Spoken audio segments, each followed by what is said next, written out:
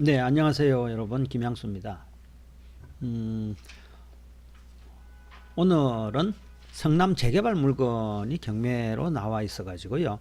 이 물건에 대해서 여러분들하고 한번 잠깐 좀 이야기를 좀 해볼까 싶어가지고 나왔습니다. 지금 입찰 들어가려면은요, 다음 예정기일이 3월 4일이네요. 열흘 정도 남았습니다. 감정가는 2억 8,800으로 나와 있는 금액이고요. 2억 8,800인데도 불구하고 지금 채권 최고액 청구액은 지금 1억 2,900입니다.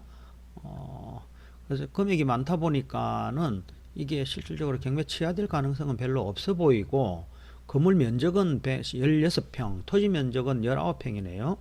생각보다 토지 면적이 상당히 좀 커 보이는 메리트가 좀 있습니다.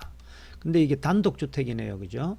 단독주택인데 토지 면적이 19평에 16평짜리 건물이 들어있는 상태라면은 여러분들께서는 이런 물건이 재개발구역에서 경매로 나왔다. 어떤 마인드로 분석을 해야 될지, 그리고 조심을 해야 될 부분은 어떤 것을 조심을 하고 접근을 해야 되는 것인지, 그리고 현장에 가서 조사를 해야 될 내용은 어떤 것들인지 한번 생각을 해봐야 된다고 생각이 들거든요. 근데 대부분이 재개발 구역에서 투자를 하실 적에 좀 간과하는 분들이 계세요. 뭘 간과를 하시느냐 하면은 재개발 구역에 있는 멀쩡한 물건을 경매로 낙찰받으면은 조합은 분양 자격이 정상적으로 있는 거 아니냐, 당연히 이렇게 생각하시는 분들도 있단 말입니다. 상당히 위험한 생각입니다. 안 나오면 어떡하시려고 그래요? 그리고 재개발 구역에서 투자를 할 때는요, 가장 중요한 내용은 사업 속도가 가장 중요한 내용이 아닐까. 예, 구역 지정이라든지 조합 설립인가라든지 이런 것들이 진행되는 데까지만 하더라도 상당히 많은 시간이 걸리는 것이 그동안 있어왔던 재개발 구역에서의 보편적인 공통점이었거든요.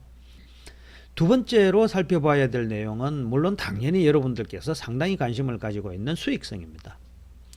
이 수익성은 내가 얼마의 이 물건을 낙찰이나 매수를 했을 때, 그리고 새로운 아파트를 받는다고 했을 때 내가 매수한 물건은 어느 정도의 가격을 인정을 받고 새로운 아파트를 신청했을 때 나한테 분양해주는 가격은 얼마인지, 그러면은 그 차액이 얼마인지, 이것이 청산금, 즉 추가 부담금이 나오지 않습니까?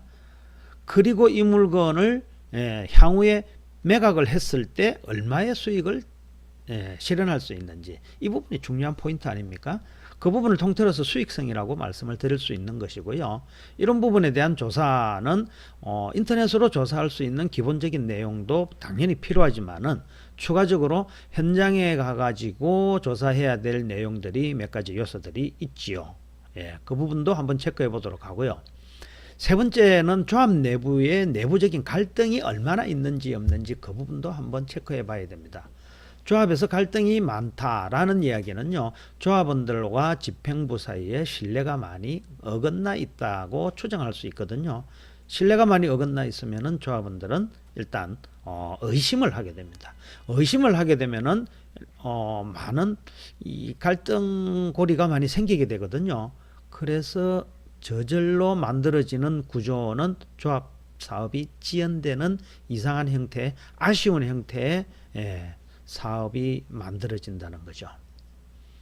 그리고 경매로 재개발 물건을 낙찰받을 때 그 위험성, 마지막으로 사업 추진 단계별로 이제 특징, 이런 것들을 한번 체크해 봐야 되겠네요. 이 물건은 상대원동에 있는 물건인데 지금 현재 사업 시행 인가 신청 중입니다. 일단 위치부터 한번 저랑 살펴볼까요? 위치는 여기 성남 상대원동 요 자리에 위치해 있는 땅입니다. 여기에 있는 단독주택인데요. 가까운 곳에 가장 가까운 전철역이 어디 있느냐, 이게 이 역이 아마 오거리 단대 오거리죠, 그죠? 이 단대 오거리인데, 이 단대 오거리에서 여기까지의 전철 거리는 어느 정도 될까 한번 추정을 한번 해보면은요, 약 한 중간 지역에서 한번 체크를 해봐도요, 약 한 700m 정도 나오더라고요. 700m면은 좀 연세가 드신 분들 입장에서는 1km 가운데서 찍으니까 1km가 나오죠. 네, 1km 나오는 정도 거리면은 전철 역세권 재개발 구역이라고 보기에는 다소 좀 거리가 있지 않느냐. 예, 그런 생각이 좀 드는 곳이고요. 입지적으로는 그런 생각이 좀 들고 있습니다. 예, 입지적으로는 그런 생각이 들고, 사업성 분석을 하는 측면에서는요, 어떻게 봐야 될지 그것도 한번 살펴봐야 되겠죠. 일단 요거부터 한번 살펴보겠습니다. 지구단위 계획으로 재개발 상대원 2구역인데 재정비 촉진구역으로 해가지고 토지가 장방형으로 따박따박 잘 쪼개져 있네요. 쪼개져 있고, 뭐 재개발 구역이니까 이 부분에 대해서는 뭐 토지 이용 계획 확인서로서 확인을 해볼 만한 내용은 그런 내용은 별로 찾아볼 수가 없고요. 그리고 이걸 한번 볼게요. 사업 진행이 어느 정도 되고 있는지를 한번 찾아보는 거죠. 사업 진행이 되고 있는 추진 단계를 살펴볼 때 이게 성남시청에 들어왔죠. 상구역을 찾았습니다. 대상지 표시해 놓은 이곳이 지금 현재 대상지고요. 현재 사업 단계가 조합 설립 인가가 나 있고 사업 시행 인가를 신청을 한 모양이겠죠. 전체 면적은 24만 2천이니까는 꽤 크네요. 건축 규모가 약 5,100세대고요. 임대가 620세대인데 일반 분양이 4,480인데 이 중에서 조합원 세대 수는 약 한 2,300세대 정도 되는 것으로 확인이 되네요. 토지 이용 계획에 나와 있는 이런 내용들은 여러분들께서 사이트에 보시면은 화면에 보시는 내용을 그대로 보셔도 되고요. 세부적으로 아시고 싶은 분들은 사이트에 들어가서 한번 보시면 됩니다. 자, 2015년도에 조합 설립 인가가 됐고요. 그리고 시공사가 대림으로 선정이 됐네요. 그리고 2018년도에 조합 설립 인가된 상태에서 2018년도에 정비구역 정비계획에 지정도면 고시가 됐고 경관심의, 건축심의까지 다 마무리됐으니까는 다음 단계에는 사업시행 인가가 본격적으로 진행이 될 거라는 생각이 듭니다. 2018년도 1월달에 조합 심의가 이루어졌으면은요, 사업시행 인가가 아마 뭐 날만도 하겠는데요. 이 정도 상태라면은요, 사업 수지라든지 것이 분석을 하기 이전에 이 현지에 가보면은 확인할 수 있는 내용들이 있겠죠. 조합 설립 인가 이후에 지금 사업시행 인가를 신청을 했는데 건축 심의도 났고 사업시행 인가를 신청을 했다. 그 다음에 나야 될 시기가 언제쯤인지, 그러나 그 과정에서 조합원과 조합 간의 갈등이 있는지 없는지 이런 부분도 한번 생각을 해봐야 되겠죠. 외형적으로 살펴볼 때는 약 한 5,400세대에서 임대세대를 빼고 나면은 4,480세대인데 이 중에서 약 한 조합원들이 2,300명 정도요. 2,300명 정도 된다면은 외형적으로는 상당히 비례율이 상당히 높은 비례율로 나오지 않을까 이런 생각은 들거든요. 사업시행 인가가 물론 나야만이 이 부분에 있어서 권리가액이 어느 정도 윤곽이 나오겠습니다만은 일단 전체 면적 대비해 가지고 분양하는 세대 수 대비 조합원 수를 보니까는 일반 분양으로 인한 수입이 상당히 많을 것으로 예상되는 구역이 아닌가 이런 생각이 드네요. 자, 그렇다면은 조합 내부에 어떤 갈등이 혹시 있는지 인터넷으로 나와 있는 내용들도 한번 검토를 해봐야 될 필요가 있겠죠. 조합 내부에 있는 사항들을 저도 한번 살펴보다가요, 이 지역에 관심을 갖고 있다가 살펴보았는데 이런 내용을 확인할 수 있겠네요. 국민청원이라는 것이 지금 청와대 게시판에 지금 나와 있어 가지고요, 성남시 상대원 조합원 일동 해 가지고 2,300여 명 이런 식으로 나와 있습니다. 정비사업조합에서 나와 있는 이런 내용들이 뭐 조합장이 어떻고 정비사업체에 어떻고 이러이러한 내용이 뭐 금액하고 관련되어 있는 내용들이 쭉 이렇게 나와 있는데 이 내용이 뭐 어떤 팩트인지 정확하게 우리 입장에서는 뭐 결론을 내리기에는 쉽지가 않겠습니다만은 어쨌든 팩트를 정확하게 확인하기에는 갈등이 좀 있구나라는 부분에 대해서는 의심의 여지가 없죠. 예. 그렇다면은 이런 내용들을 기본적으로 머릿속에 스터디를 하고 난 뒤에 현장을 한번 찾아가 보는 것이 어떨까라는 생각이 드는 것이죠.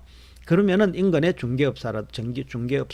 중개업소에서도 이야기들을 해주는 내용을 가지고 사업 진행이 어느 정도 잘 될 수 있는지 그런 부분을 확인을 해 볼 수 있고요.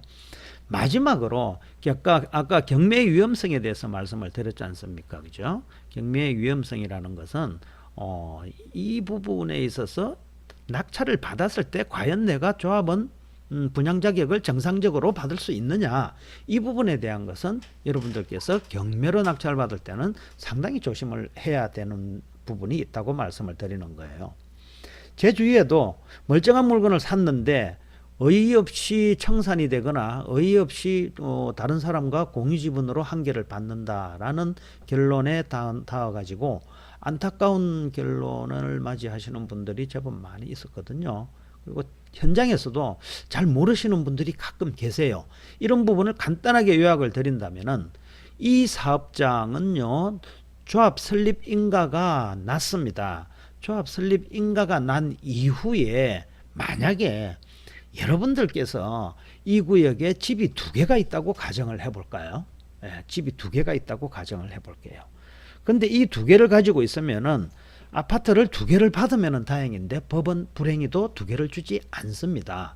최대한 주는 것이 1+1 정도만 주는 것이고 표준적으로는 그냥 한 채 주는 겁니다. 아니 집이 2채인데 왜 한 채밖에 안 주느냐, 이렇게 이야기를 저보고 따지실 일은 아니고요. 법이 그렇다는 것을 말씀을 드리는 거예요. 그렇다면은 어느 기준일 이후에 2개 이상을 가지고 있는 조합원이라면은 한 개를 팔고 싶은 간절한 마음이 있을 것이죠.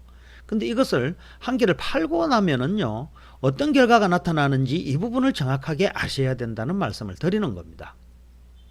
자, 2개를 가진 조합원들의 물건을 조합 설립 인가 이후에 하나를 매수를 누군가가 했다. 그러면은 그 2사람을 합해 가지고 한 채 준다는 이야기입니다. 이 물건이 경매로 나왔습니다. 만약에 이 경매로 나온 이 물건의 소유자가 경매로 나온 이 물건 외에 별도로 빌라나 토지나 도로나 어떤 무허가 건축물이라든지 이런 것들이 있다고 가정을 해볼까요?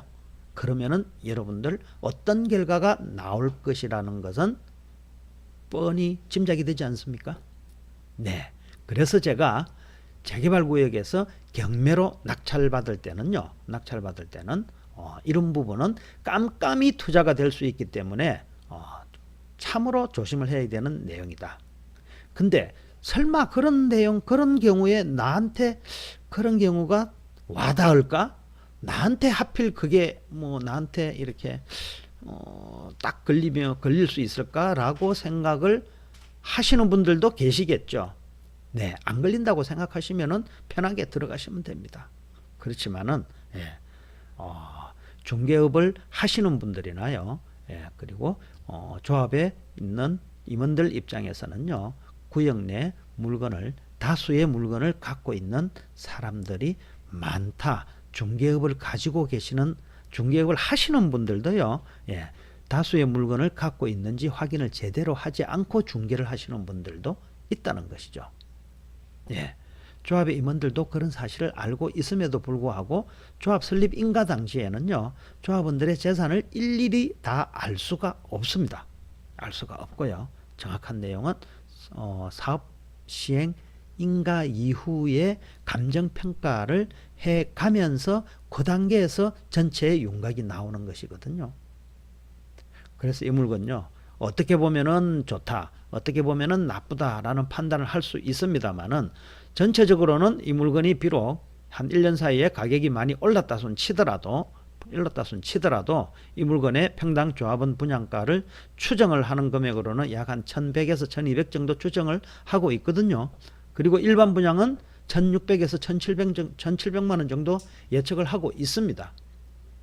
그렇지만은 조금 전에 말씀드린 것처럼 그렇게 불행한 물건에 내가 당첨되었을 때는 어떤 결과가 될 것인지 한번 가슴에 손을 얹고 한번 생각을 해봐야 될 문제가 아닌가 이런 생각이 들거든요. 재개발구역에 투자요. 시기적으로 조합 설립 인가 이후에 투자하는 부분은요. 극도의 조심을 하면서 투자를 하시기를 바랍니다. 예, 이상은 원리투자를 말씀드리는 김양수였습니다.